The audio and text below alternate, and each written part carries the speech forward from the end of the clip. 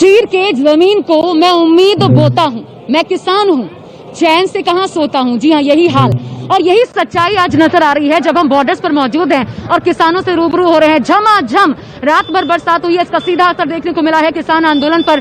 ठंड बढ़ गई है, शीतलहर चलने की आशंका पहले ही मौसम विभाग ने जाहिर कर दी है। अगले 2 दिन में सब कुछ भीग गया है, लेकिन अगर कुछ नहीं भीगा है तो वो है किसान के हौसले। इस वक्त टिकरी बॉर्डर पर हूँ, तमाम सहयोगी मेरे अलग अलग जगहों पर मौजूद हैं और बड़ी खबर आपको बता दें, आंदोलन का 17वां दिन है।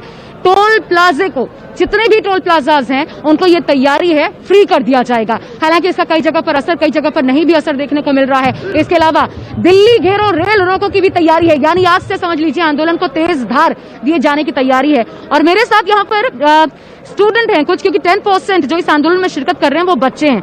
आपका क्या नाम है? पुखराज सिंह। पुखराज कौन सी क्लास में? 8th में। लेकिन आपने क्या लिखा है, कहाँ छुपा के रख दूं मैं अपने हिस्से की शराफत, जिधर भी देखता हूँ उधर बेईमान खड़े हैं। इसका मतलब समझ रहे हैं? जी हाँ जी। क्या? भी जो अच्छे लोग हैं वो यहाँ रोडों पे खड़े हैं, बैठे हैं, और जो बुरे लोग हैं वो बड़े बड़े घरों में बैठे हैं। बच्चे यहाँ क्यों आए हो? हम यहाँ इसलिए आए ताकि मोदी ने जो काले कानून बनाए हैं उसको वो वापस ले। पढ़ाई बाधित नहीं हो रही? होती है। फिर भी? हाँ जी। कब से हैं? हम शुरू से ही हैं। 26 तारीख से? हाँ जी। आप इनकी बहन है? हाँ जी। आप भी पढ़ती हैं स्टूडेंट? यस। तो आप भी यहाँ पर 26 से हैं, तो ये आप लोगों की पढ़ाई डिस्टर्ब करके यहाँ पर क्यों?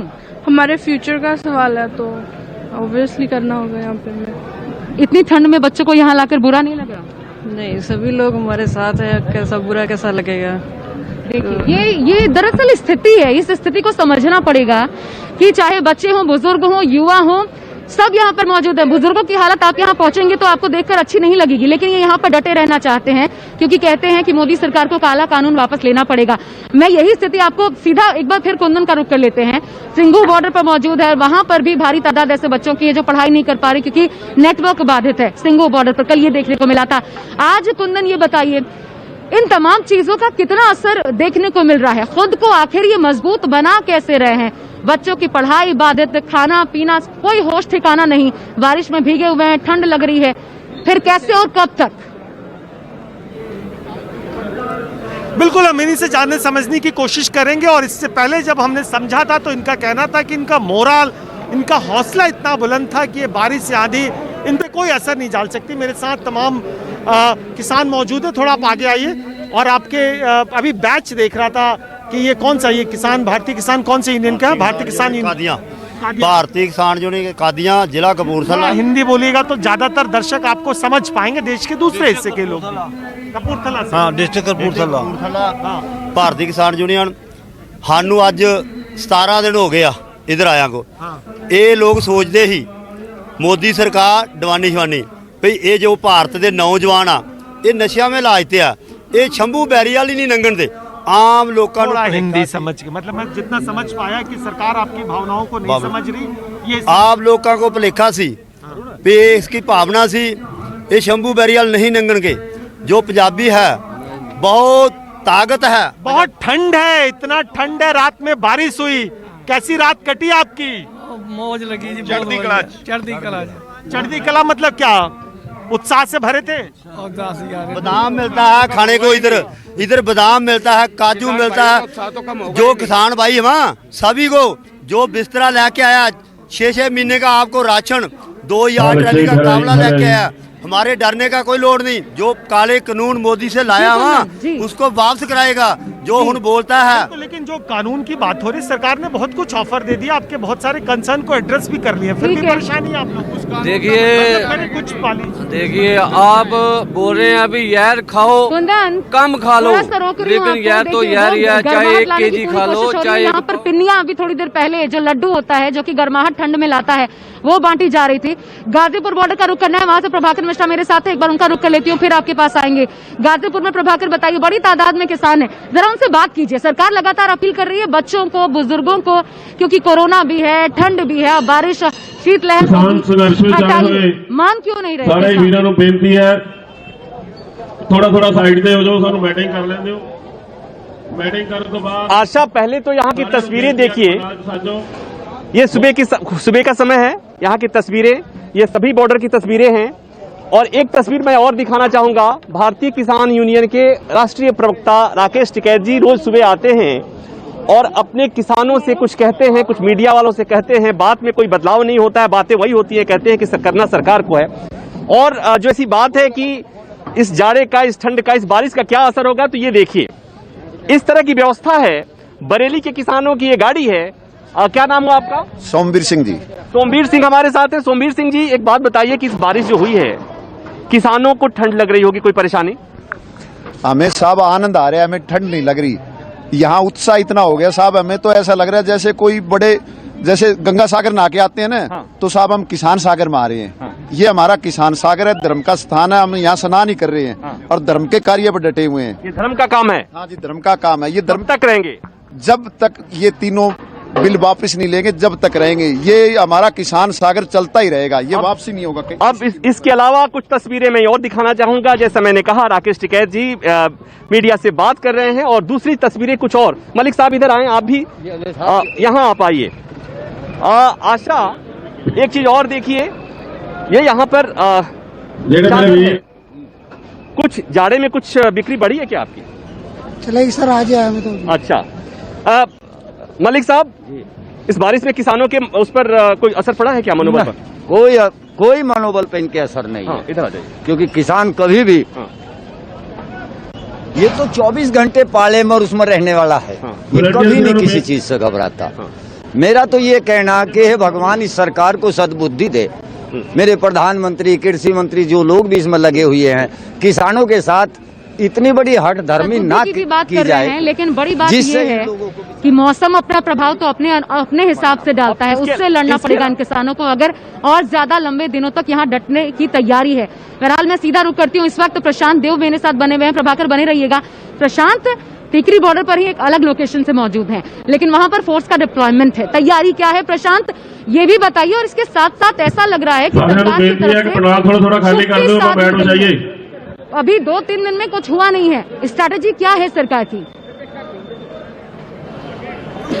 देखिए आशा, आप जिस लोकेशन पे खड़ी हैं उससे थोड़ा पहले मैं खड़ा हूं और ये सबको पता है, कई बार हम तस्वीरें दिखा चुके हैं कि यहाँ से आगे 5 किलोमीटर दूर तक पूरा चक्का जाम है, रास्ता जाम है और बहुत सारे किसान सड़कों पे बैठे हैं जो हरियाणा से दिल्ली की तरफ घूम रहे हैं। ये तस्वीर है और चारों तरफ बॉर्डर पे तस्वीरें दिखाई दे रही हैं। लेकिन अभी हाल के कुछ दिनों में कुछ तस्वीरें अब ऐसी आ रही हैं, ऐसी दिखाई हैं यहाँ पे, जो बाहर दिखाई नहीं दे रही है। और सरकार भी उस बात को लेकर चिंता कर रही है। जैसा कि अब ऐसे इनपुट्स आ रहे हैं, ऐसी बातें आ रही हैं, कुछ शरारती तत्व इस आंदोलन को, किसानों के आंदोलन को हाईजैक करने की कोशिश कर रहे हैं और आगे उसमें कुछ गड़बड़ी कर सकते हैं। तो इस तरह के इनपुट सरकार के पास हैं। और रहा सवाल कि इसको कैसे, क्योंकि लगातार सरकार से बात हुई, केंद्रीय गृह मंत्री अमित शाह ने भी बात की, तमाम बातचीत होने के बाद भी बातचीत बेनतीजा जब निकली और सरकार ने अपना प्रस्ताव भी दे दिया, तो अब जो है ऐसा लगता है कि कहीं इस पूरे आंदोलन को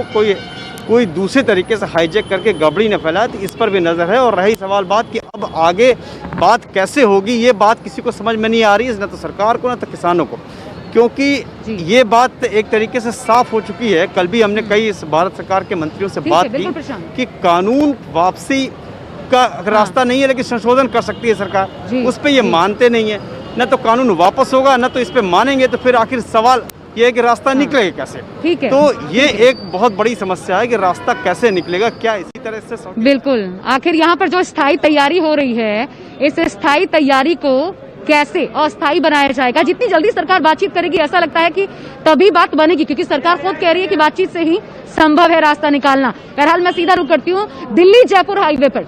वहाँ विमल कौशिक मेरे साथ, मेरे सहयोगी बने हुए हैं। विमल, सीधा आपके पास आते हुए, क्योंकि पूरा बंद किए जाने के हाईवेज को तैयारी थी, असर कितना है?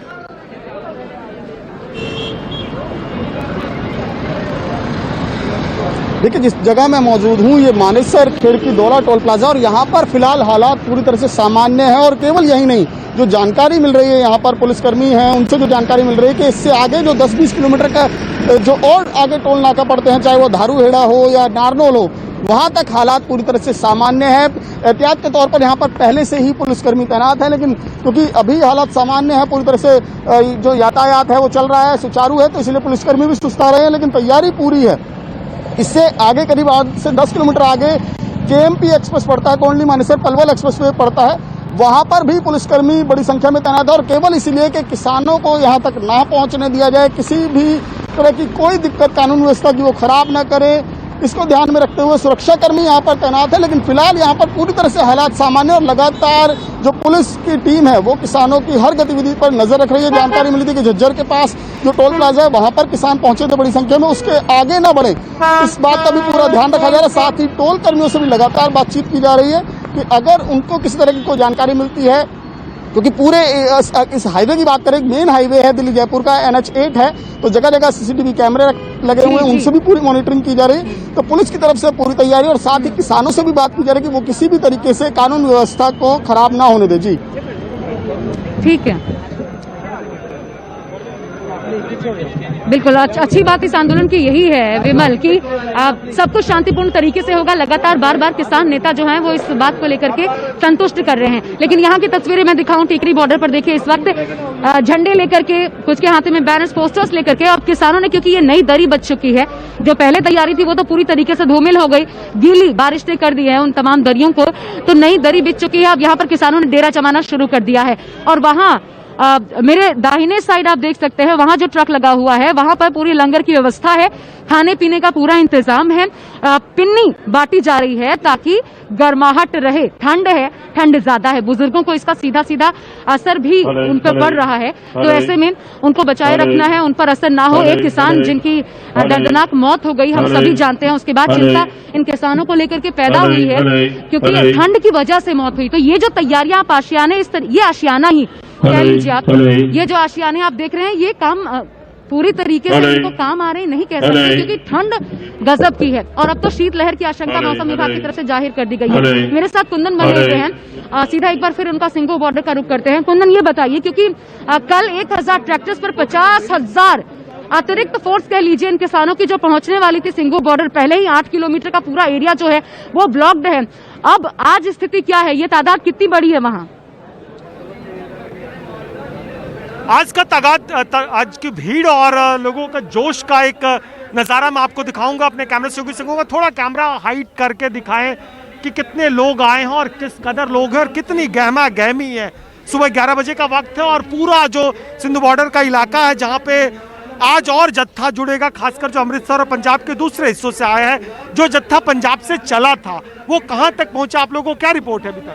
वो शाहबाद मारकंडा में रात रुके थे, अब वहाँ सुबह से चल पड़ा है। 1300 ट्राली के करीब जत्था है जिसमें 50,000 लोग जो इकट्ठे आ रहे हैं। वो फिर आके कहाँ जुड़ेंगे, यहीं पे इकट्ठा होंगे? यहीं पे आएंगे सिंगू बॉर्डर में। हमारी जथेबंदी अकेली किसान मजदूर संघर्ष कमेटी का ही वो जत्था है। जिला तरन फिरोजपुर, अमृतसर और गुरदासपुर के लोग हैं उसमें। अच्छा, मैं आपको बता दूं कि ये जो जिस जगह पे हम खड़े हैं वो मजदूर एकता संघर्ष समिति है, किसान मजदूर संघर्ष किसान मजदूर संघर्ष कमेटी जो तरन तारण, गुरदासपुर और ये पंजाब के बाहरी इलाकों में है ऑलरेडी, और उनका ही जत्था आ रहा है और इनका अनुमान है कि 50,000 के करीब लोग आएंगे।